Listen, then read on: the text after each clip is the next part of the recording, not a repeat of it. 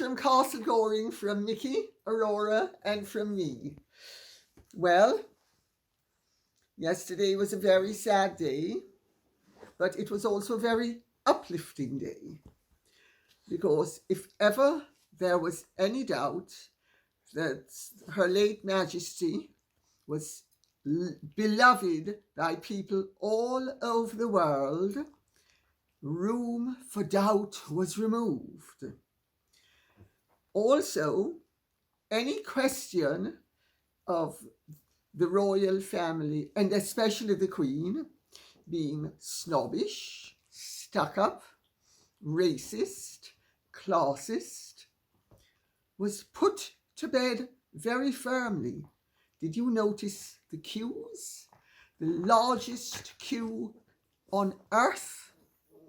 Did you notice the many people in the queues? Did you notice the many onlookers of all classes, colours, creeds, all singing the Queen's praises?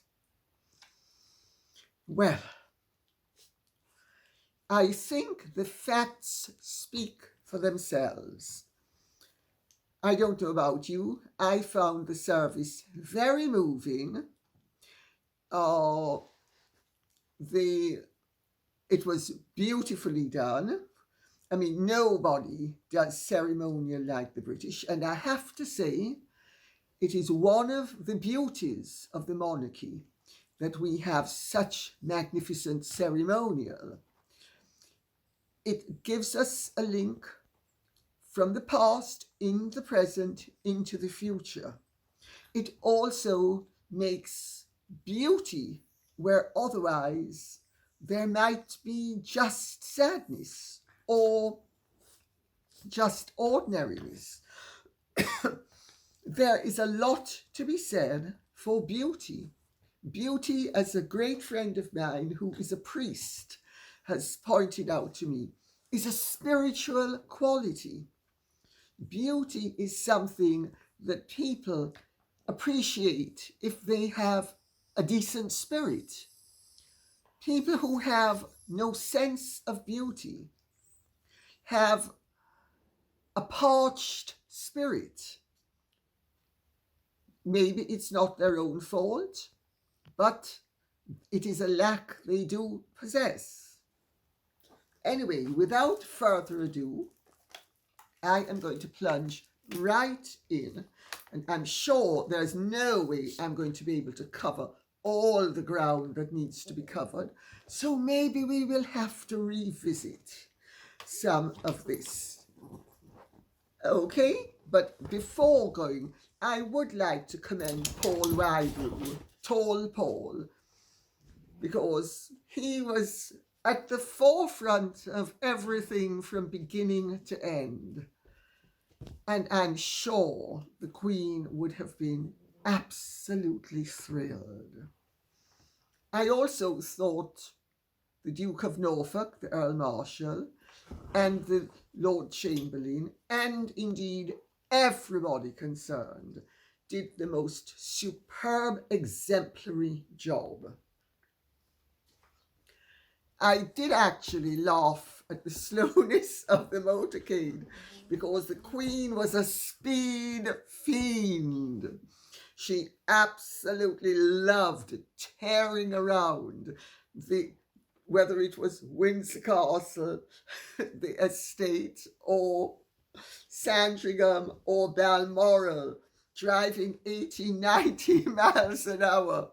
She was hysterical. She once had the King of Saudi Arabia in the car. He was terrified. And there is actually a scene set in my book about Harry and Meghan that it was set with the Queen at Windsor driving at 90 miles an hour with the windows down in winter, saying very telling things about what was going on at the time. She had her passenger terrified. But not so terrified that they didn't remember everything she said. But I don't know about you, but I also found, as the cortege was approaching Windsor Castle, and then it went in through the first of the gates, there was Emma, her pony, and Sandy and Nick, her corgis. I mean, if that didn't bring a tear to anybody's eye, I don't know what would. Just beautiful. Also, I don't know if you noticed, Charles Spencer was at Windsor. So were all of the royal families of Europe. All of them were represented, and they were at Westminster Cathedral. Sorry, Westminster Abbey. Sorry, the cathedral is Catholic. My mouth slipped because I'm Catholic. But they were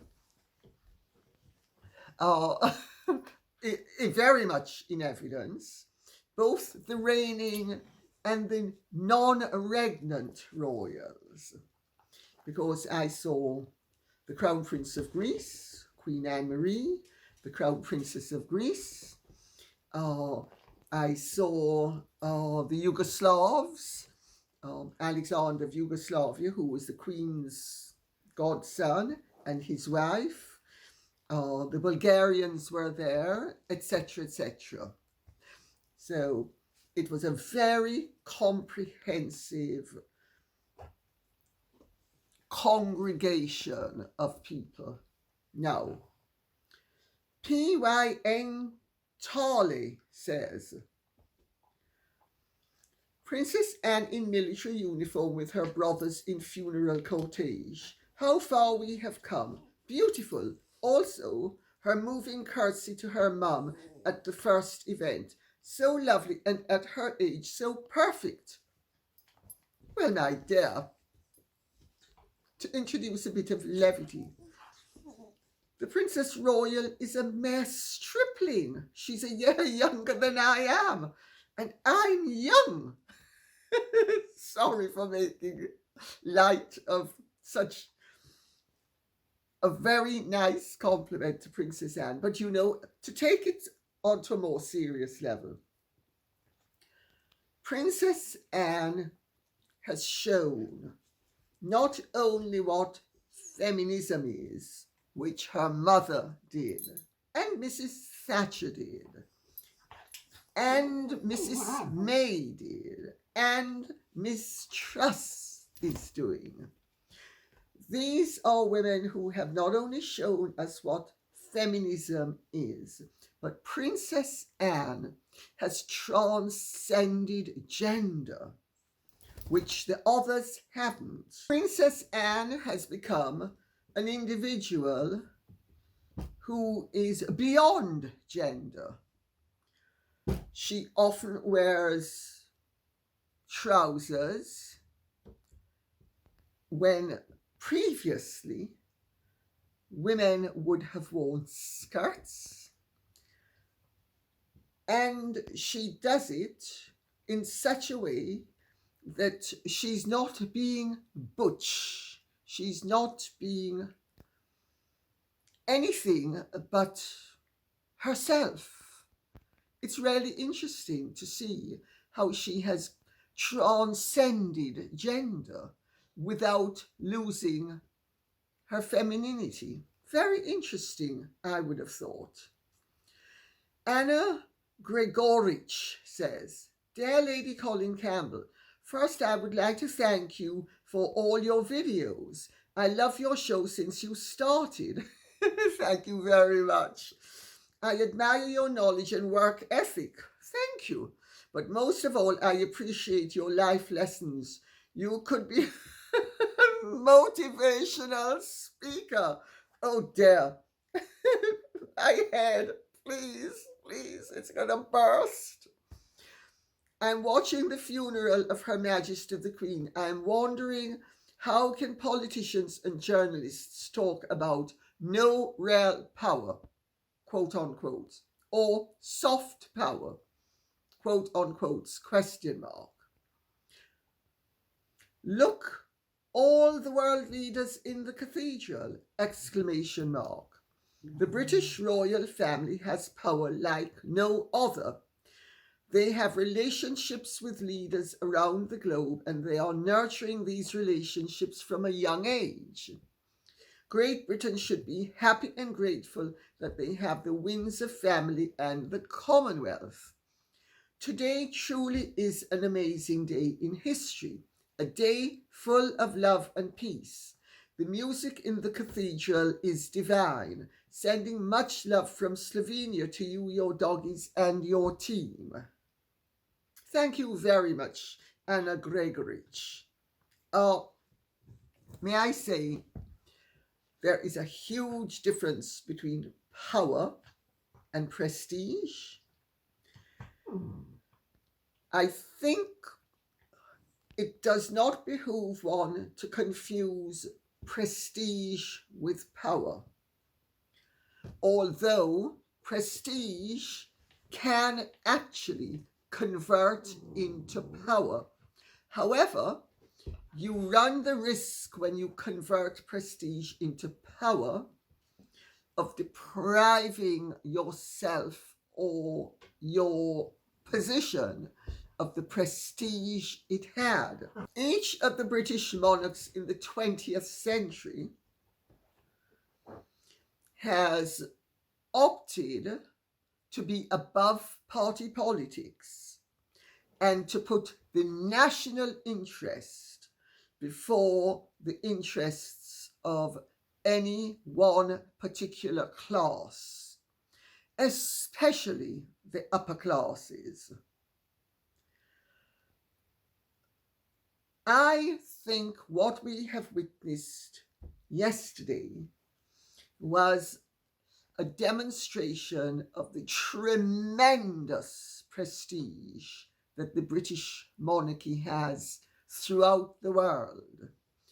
The Queen's funeral has been the most prestigious occasion of all time, with heads of state and government from all over the world attending in an unprecedented way. This has never happened before. It is possible it will never happen again. So this could be a unique occasion that we have witnessed. This is entirely due to the demeanor of Queen Elizabeth II. Had her conduct been different, none of this would have happened. It is the values of the woman and the values of the monarchy that coincided so brilliantly in her being that has caused this outpouring of not only respect and affection, but love.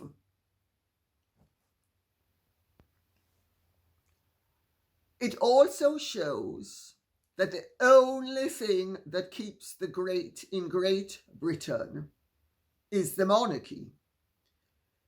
I don't think anybody can hereafter be under any illusions that if it had been President Beckham, Blair, or President Cameron, or President May, or President Thatcher, or President anybody, that what we have witnessed would have happened.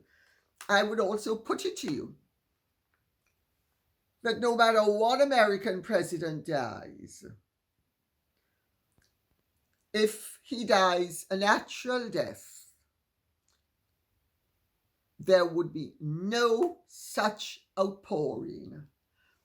And the President of the United States is at the moment the most powerful man on earth.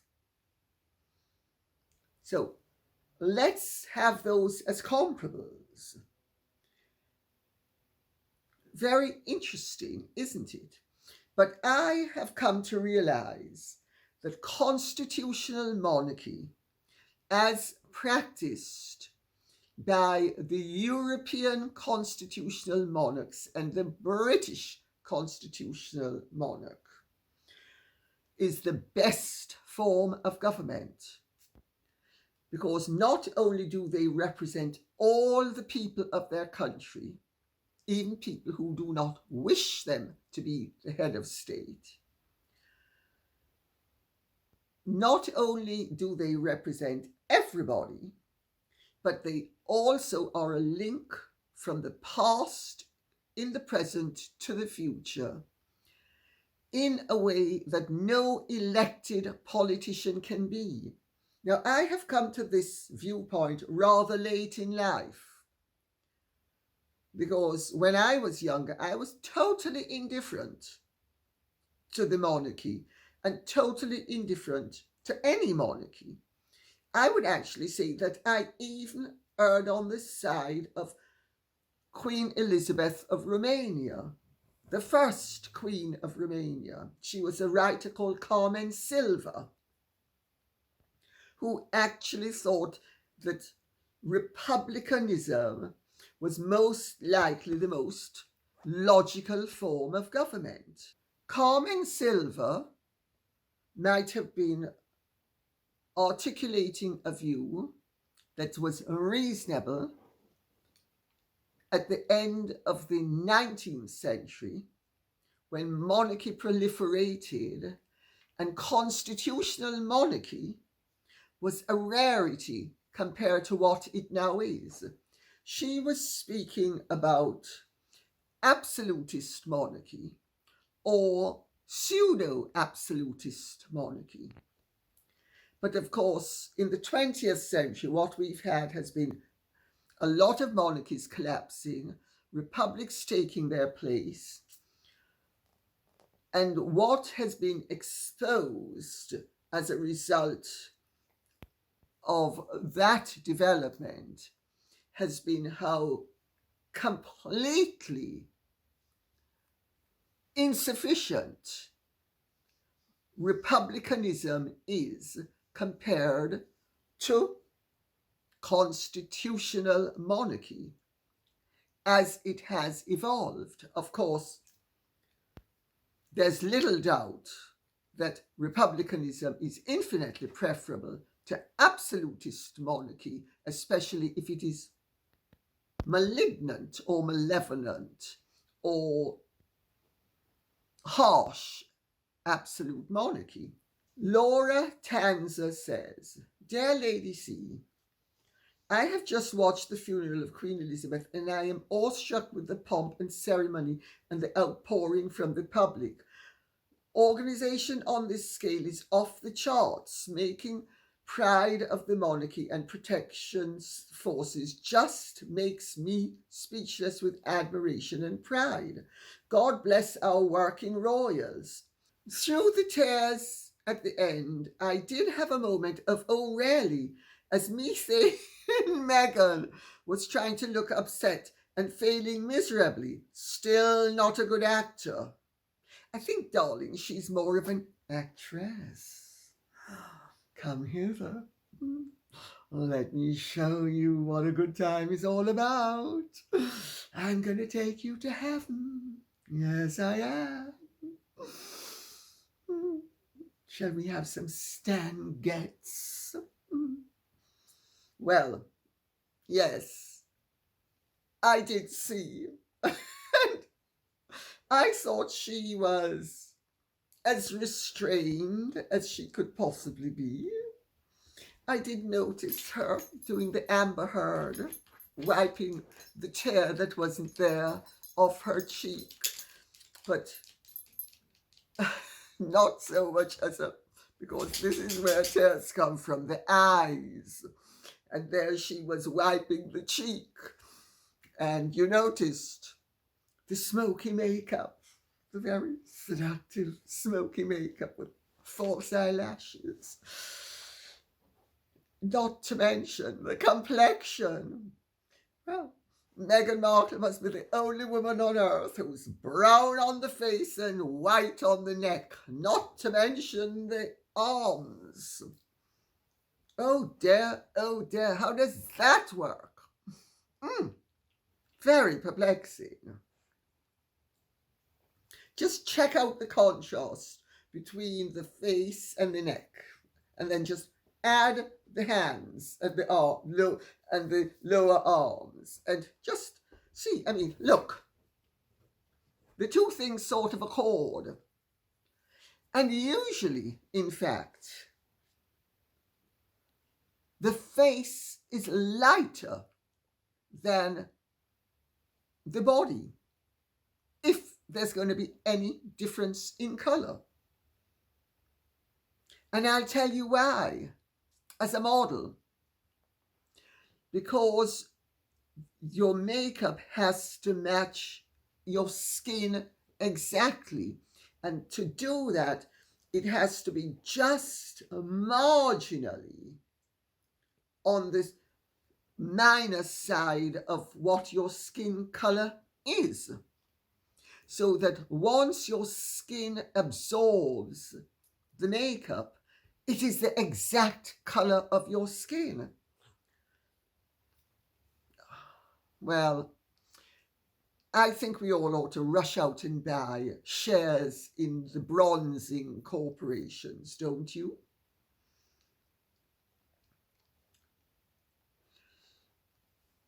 Pintale says, I thought Meghan had way too much makeup, false eyelashes, etc. at the funeral today. Guess no tears would be shed. So inappropriate and disrespectful.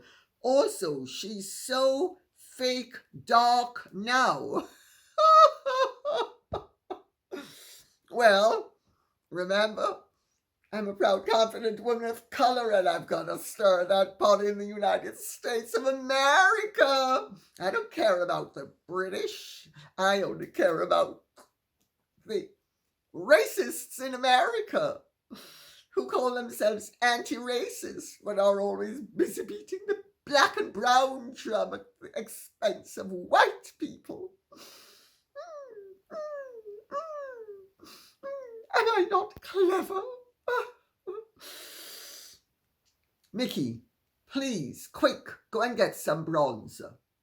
I think I want to give Megsy baby a run for her money. And since I'm Jamaican, I think I should be able to bronze up beautifully. And maybe I can play that game too. Maybe not very convincing. Oh, I'll dye my hair as well. Oh, and maybe I should get a nose job. Go on, get a clothes hanger. Maybe we can broaden my nose or flatten it or something. Oh, sorry. She did the opposite of that, didn't she? Sorry, I forgot that. So forget it, Mickey. I don't need to have a nose job. Gudrun Holveg says, H looked desperate. M looked relieved. Think King Charles made an arrangement and gave them money to get rid of them forever, hopefully. Very good work done by the filming team. M barely visible. Thanks for this. Surely the king made an order to make her as invisible as possible. Thank you. Gudrun Holveg, the king didn't need to make the order. Everybody knows what needs to be done, and everybody is happy to do it. You do not run away, desert your post, fail to live up to your duty, trash everybody, come back, expect to resume your privileges as if you were not the prodigals returning, but the Messiah coming to save the world, without everybody knowing exactly what needs to be done. they were put where they were put for very good and sound reasons. And notice, they can't complain. They were directly behind the king and the queen, because we have a new queen. They were behind the king and the queen. So they can't say they were relegated to Siberia. Oh dear, oh dear. That's a very tricky one that the palace has pulled, isn't it? Depriving them of victim status. Oh, Mickey, come and console Marty. She's just distraught on behalf of Megsy Baby and H. They're not going to be able to claim to be victims. Well, they're going to claim, but it's not going to have much justification. Mary Shield says, it seems likely that Meghan didn't want the Wales children to steal their press on the funeral. So they have put out stories for the press on not being told sooner about the Queen's illness and on invitation. Do they have a case? Okay, Mary Shield. They didn't know that the Wales children were going to be attending the funeral. I think they knew pretty much at the same time I knew. And I don't think that they had any calculation with that regard. But Meghan has been putting out stories. Definitely has been putting out stories. Yes, the complaint that Harry didn't know that the Queen was dead until just before his plane landed, when I had made the announcement at 4:30 that the Queen was dead and had died at 2:37. How does that one work? I mean, give me a break. Do you begin to now see why it made absolute sense for me to make that announcement when I did and the way I did? How convincing do Harry and Meghan think they are when they tell such a bare-faced load of rubbish that we can spell as a 3-letter word? I mean, spare me. As for the on-invitation, which I would imagine you are referring to the event at the palace on Sunday evening, when the heads of state and government were entertained, and also the royals and other guests. So let's be clear, it was a huge event. Harry and Meghan were never asked. I mean, they were never asked. They were never on the list. It is rubbish to say that they were on the list. The palace has actually confirmed that they were never asked, so they can't have been uninvited. But of course, yet more victimhood. Oh, I'm such a victim. I'm such a victim. Well, why are they such a victim? It was for working royals. It was for people who work for this nation and not work for themselves and sunshine sexist setups with Netflix and Spotify. I mean, which bit of service doesn't mean money? Service means giving, not taking. Which bit of this don't these people understand? Ugh. They were never asked. It is a total lie that they were asked. They were never asked. I've repeated it. I'm going to repeat it again. Anybody can check with the palace to see. They were never asked. Maria says, hello, Lady C.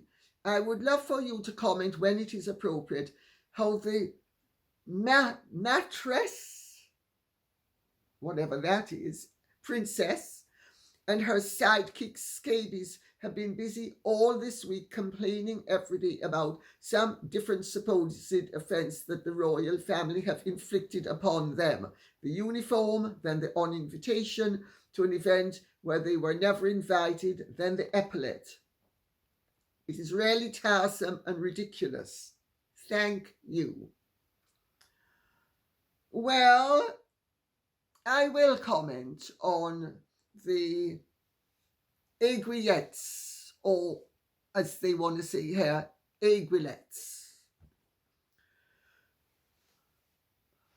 The reason why, well, actually, I'm going to come to this a bit later, but I just say for the moment, Harry knows that he had no entitlement whatsoever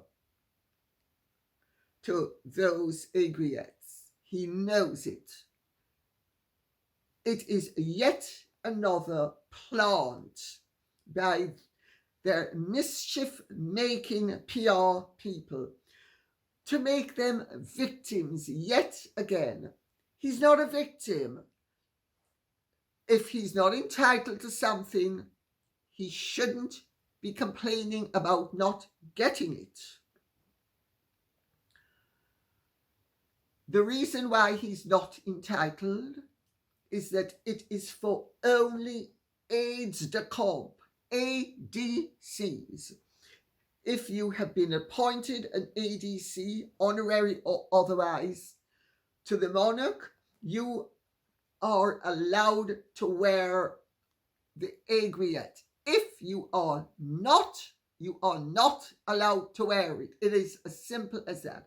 Harry was appointed an honorary ADC for a short while.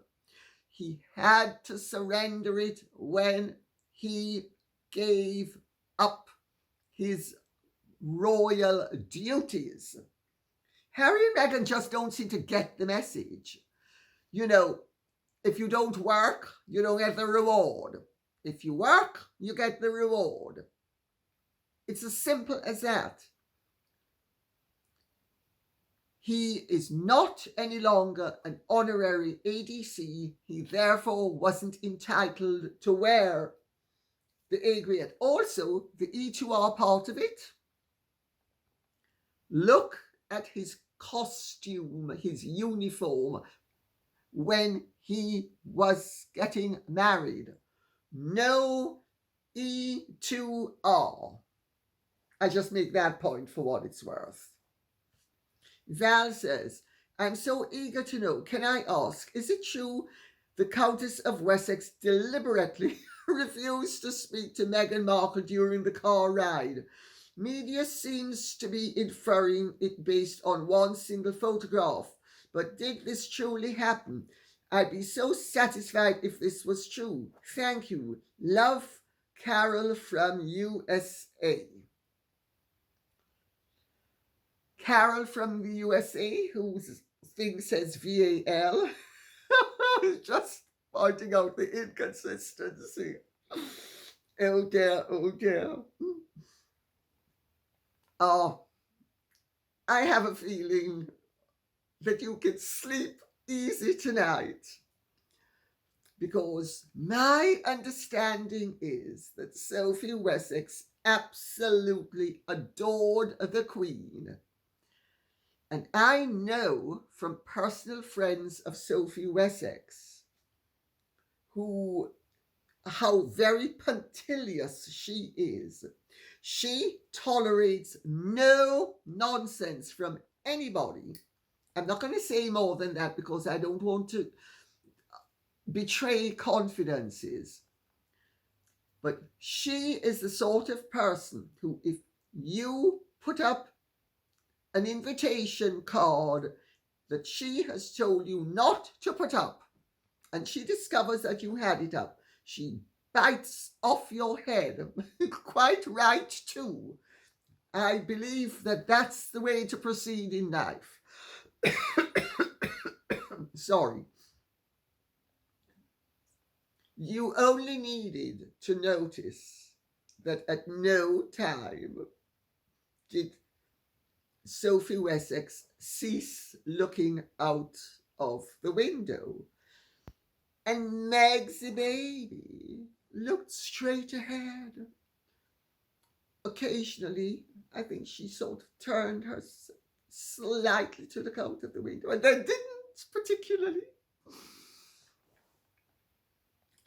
I said it the last time, and I'd say it again for this car journey. I would have liked to have been a fly in that car. Oh. The delights of seeing Meg's baby, starved of attention, starved of an audience, starved of the sympathy that she demands at all times.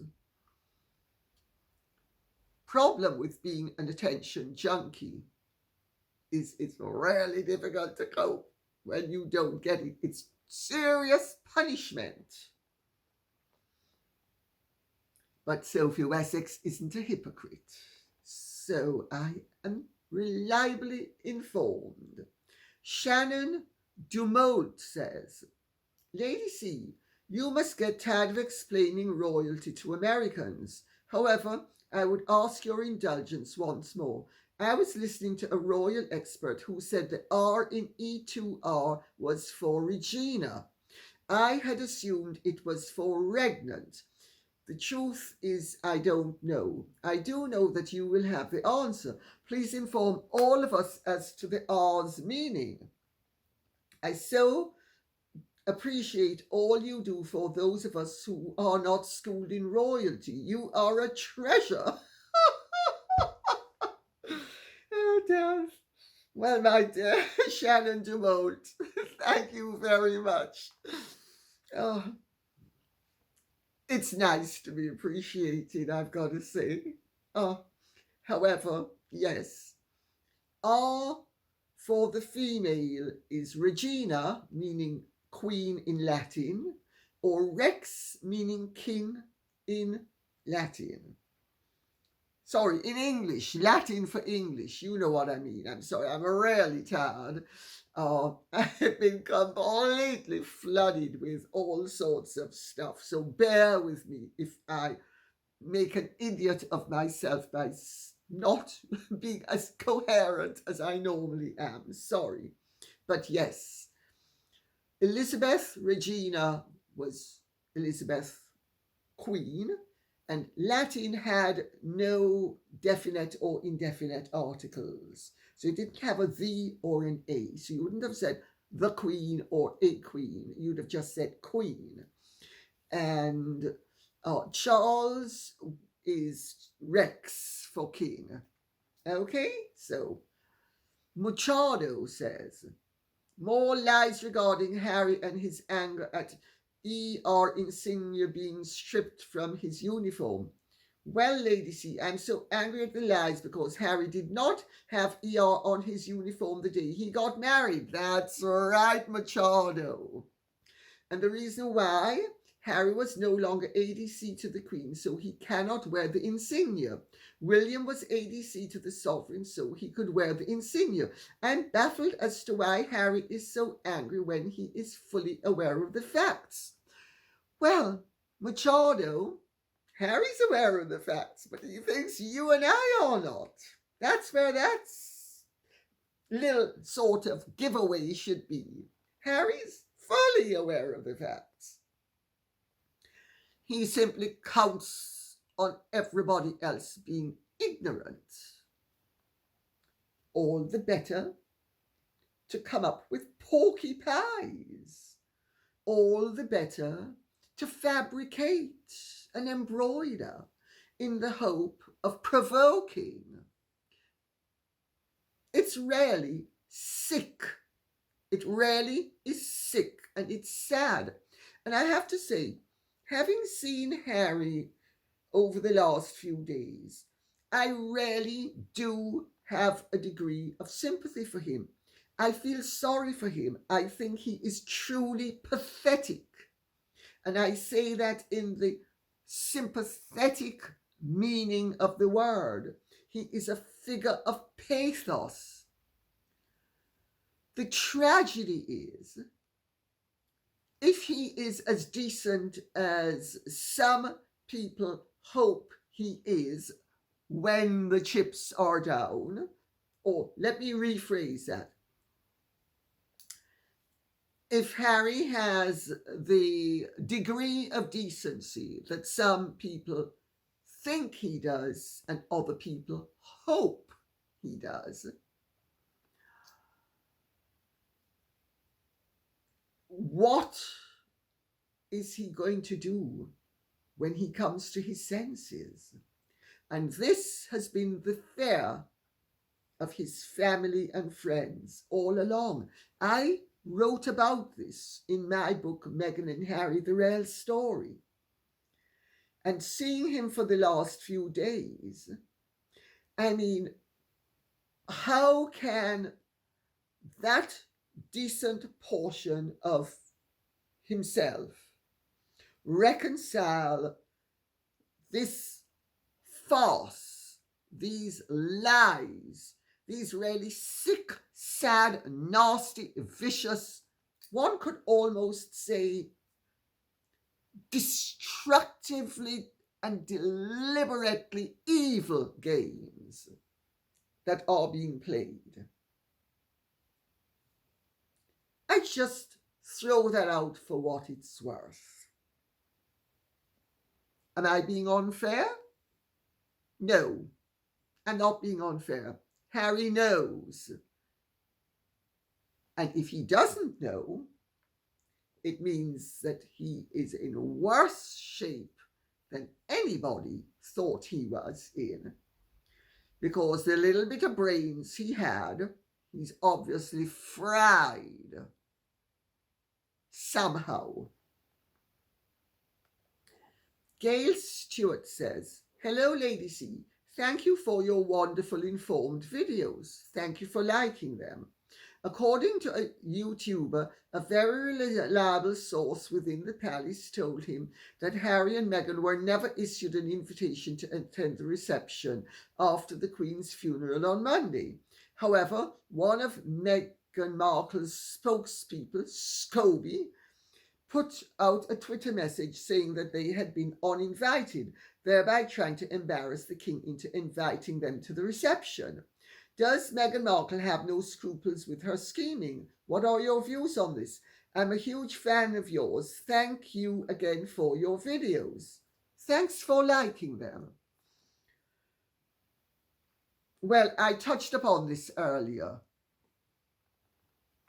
and I'm going to touch upon it again. They were never asked. They know they were never asked. It's a ploy to make them into victims and possibly put pressure on the king for them to have been asked to the reception on the Sunday evening, which, as I said earlier, was for really all the visitors and the guests who were going to be attending the funeral. Does Meghan Markle have no scruples?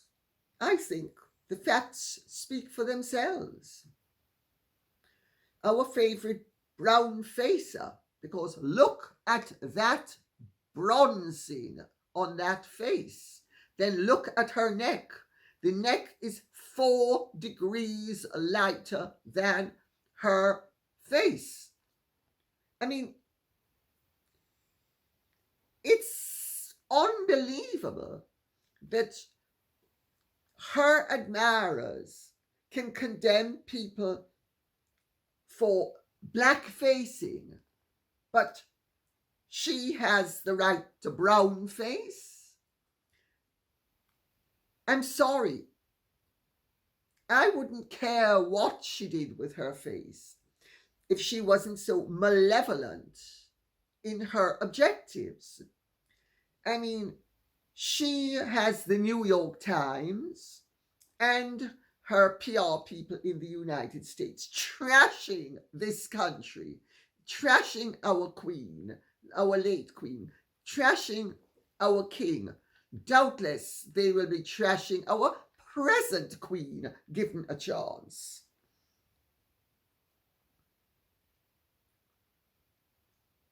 Scruples? Huh. Scheming? Oh, without a doubt.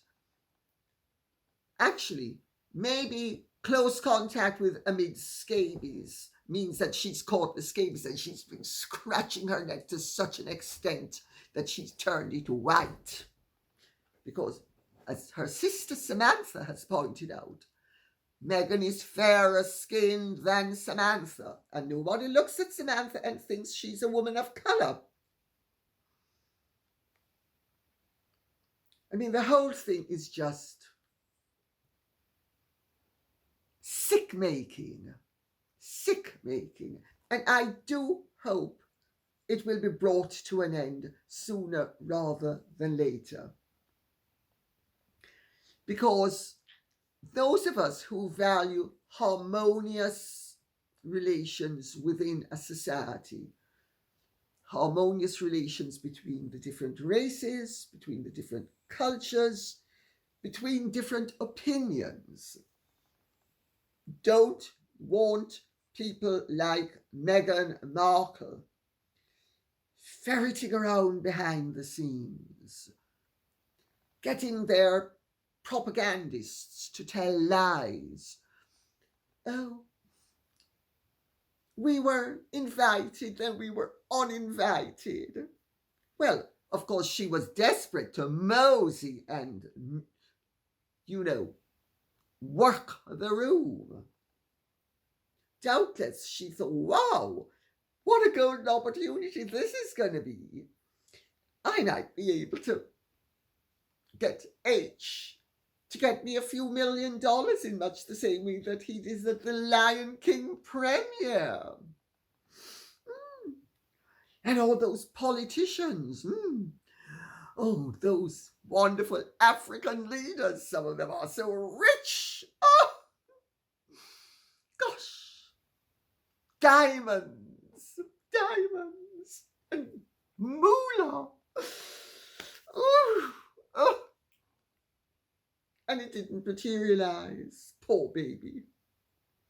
Roxy405 says, are they being used by destructive forces, or are they using those forces for their own destructive purposes? Who's really using who? That's a very good question, Roxy405. It is my personal belief, having written the original book, because remember, I'm the person who introduced the world to the real Meghan Markle and to what was really going on.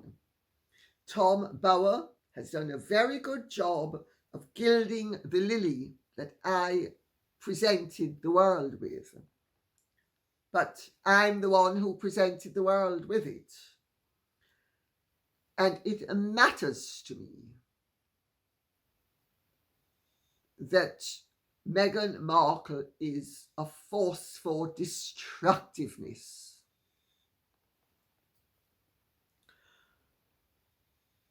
I don't think that she is being played by anybody. I think she is the architect of the whole thing herself. That doesn't mean opportunists like her, because she's the ultimate opportunist, are not taking advantage of the gifts that she pukes up as she goes through life,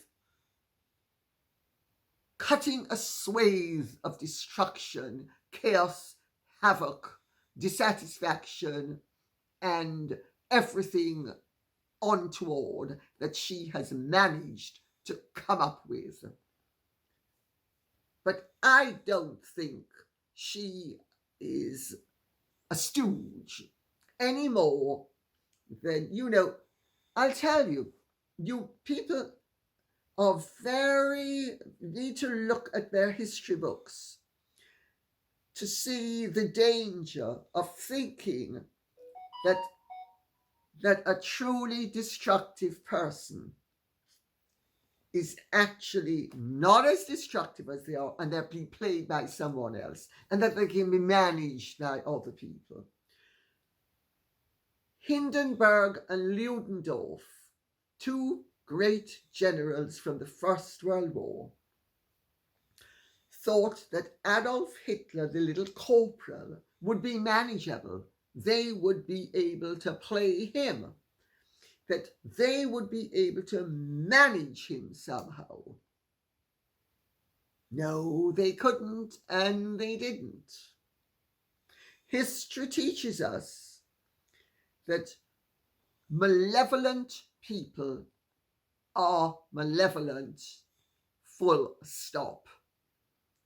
And I don't think Megsy Baby is being played by, I don't think she's, let me put it this way, to clarify, I don't think she's been planted by anybody.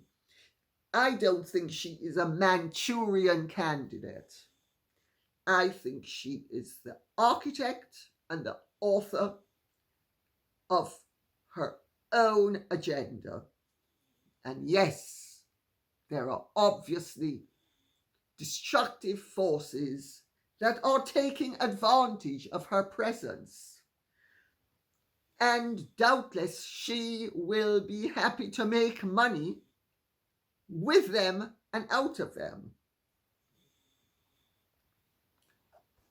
But let's give credit where it's due. Let's give her the credit.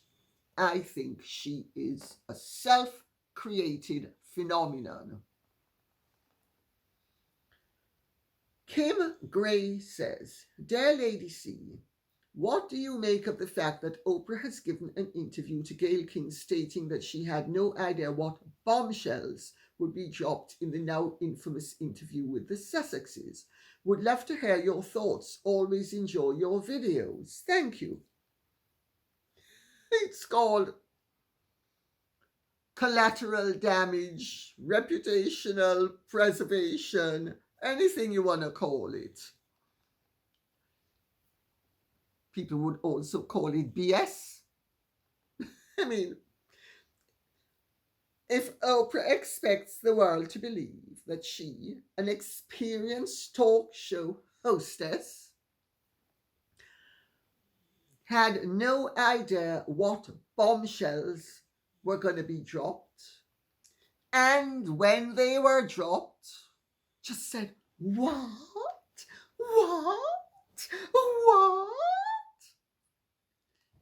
And allowed Harry to tell one version of their truth while Meghan was telling another. Remember? When I was pregnant, let me demonstrate properly. There we go. When I was pregnant with Archie, they were mean and nasty, questioning his skin colour, how dark it might be. Then there's Harry. Oh, that conversation took place before the marriage and only happened once, while Meghan has it happening several times. And Oprah doesn't say, excuse me, this is really rather inconsistent. Do you think we could have some clarity on the matter? No, not a word. She is as guilty as sin. And I think it shows that not only is she completely irresponsible, but that she can't even have the decency to pretend that she has a smattering of integrity. Because if she had integrity, first of all, she wouldn't have let them get away with the nonsense that they got away with. Secondly, having let them get away with it, she wouldn't be trying to dupe people into thinking that she is some naive and some innocent and some, I'm so inexperienced. She and Meghan rarely have the, I'm so innocent, I'm such a victim, I'm just so wonderful. Down pat, pathetic. Helen Holmes says, Lady C, apologies for the capitals, but I need to get your attention. I have been watching Bookworm and Paula, both of whom have had death threats from people who are your fans. I am sure you would not condone this, and you may not even be aware they are doing this. I believe they are sugars who are getting desperate as the maggots' power is draining away. This is unacceptable, and I thought you should know what is going on. Helen Holmes, thank you so much for bringing this to my attention. I have made it very clear over the many videos that I have now done that I am a great proponent of the theory and the principle that my right to hit you ends where your nose begins. I do not believe in depriving people of their rights. I certainly do not believe in violence. I certainly do not believe in threats of the nature that you have described. I can tell you as a fact, anybody who has made those threats will not be a fan of mine. They will not be acting on my behalf. I condemn anything people like that do unreservedly. It is not done in my name, and if they say it is, they are liars, and they are clearly lying, as you have rightly observed, to further the cause of people in whose interest it is to discredit me.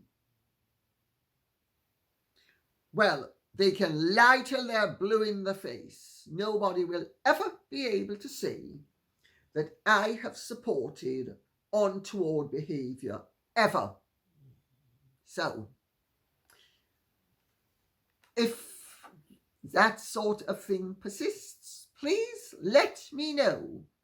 But I can tell you that, in fact, I would actually ask anybody who comes across comments of that nature to simply make the comment that I do not believe in conduct like that. I condemn it totally at all times, and therefore you know that whoever is saying this on purportedly on my behalf is lying, and they are lying against me. Okay? And on that note, I will say thank you very much for listening. I hope this has been of some interest. If it has, please like, share, subscribe, press the notification bell, and please keep the questions and comments coming in. This cannot be done without you. Thank you so much, and goodbye. God bless.